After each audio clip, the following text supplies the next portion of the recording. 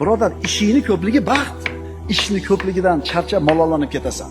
Bir yorug' kun ham bormikin, ish, hech ham bo'shamaysan.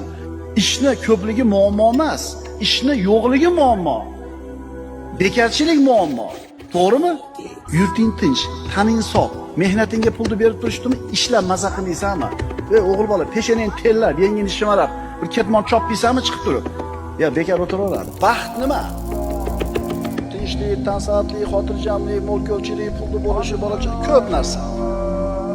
Yo'q, baxt biz aytayotgan mo'l-ko'lchilik, serfarzand bo'lish, badavlat bo'lish bu xolisa beradi Alloh, xolamasa yo'qda. Bu hammada bir xil bo'lmaydi. Endi faqatgina pulda, mansabda, sog'likda, quvvatda, farzandda baxt desiz, Alloh kimga bergan buni, kimga bermagan. Unda hamma bir xil baxtli bo'la olmay qoladi. Baxt rozilik.